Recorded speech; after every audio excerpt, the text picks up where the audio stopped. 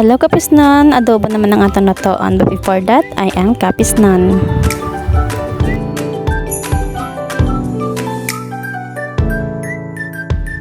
So another day, another vlog naman tayo kapisnan for today's video. So napainit lang ako subong sa amon nga karwagan nga may ara na mantika para sa aton nga paggisa sang aton nga bawang, sibuyas, kag sang aton nga luya para ina sa aroma sang aton nga lutoon nga manok for today kapisnan.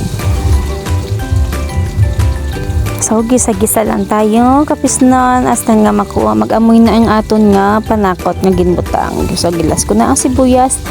Hindi ko balan kung nga aman na ulas ang sibuyas subong panahon. So subong nga luto ko sina. Kay usually ginauna ko man ang bawang tapos sibuyas las ang luya. So subong wala lang pagkaalaman na ginsunod ko na ang aton nga manok. Atin na siya dayon nga okay-okayon hindi ko bala napisnon kung manok pa bala na ako ginaluto o kalo-kalo na.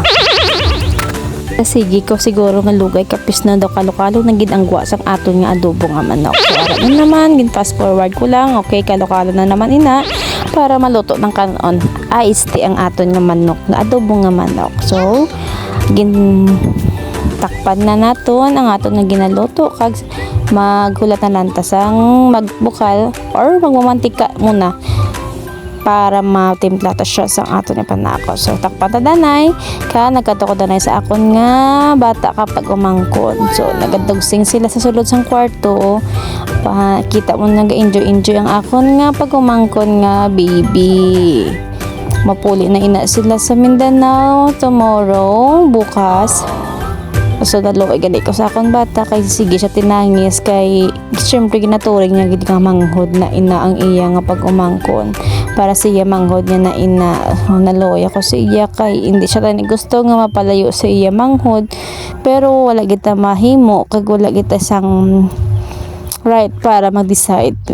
Nagahubag pang iya nga mata kasungod sa sige niya nga tinangis. So ako na siya ginulo-uluhan para naman nga hindi man maglain ang iya buot. So gadugsing-dugsing lang sila, ginahayaan ko lang sila kay syempre ako man namimiss ko man ang akon nga pag umangkot kay ako sinapermi ang gabi nantay kag nag-aalaga siya pag wala si mama niya kag ala sa duty.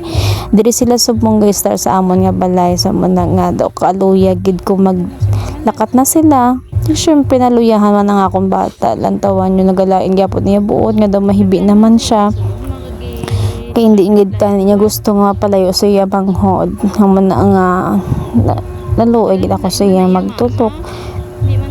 Amo namon nga baby iya nga manghod nga ginaturing kay syempre isa lang ang akong bata kag dako na siya mag 7 years old na siya wala pa siya nasundan. So amo nang iya nga manghod ginaturing ang amon nga baby girl galipay-lipay gina sila nga duwas ang dugsing. So as a mother kapisnan ako nang ginapaintindi sa akong bata nga para man ina kay Kikay kag para man ina sa iya kay kun diri si Kikay mabilin sa amon baby nga gamay hindi ko gid siya maasikaso kag syempre ginasikaso ko mandaan lang ako nga bata sa iya pag-eskwela kag may obra man ako so wala gid bilinan sa amon nga baby nga gamay. So adobo tayo kapisnon ari na naman hana ang akon nga adobo. So ginpamantika gid na nakon ina para madulang iya nga langsa. So ari naman ato naman siya ginukay-ukay para mahalo ko siya sang iya nga pampalasa. Kagimbutan ako na sang tubig nga gamay for sabaw kag langgaw kag syempre ang akon nga toyo. So, hindi gid na malipatan ng akon nga toyo kay importante gid na sa kabuhi ta. So after that, ari na nagbukal na siya.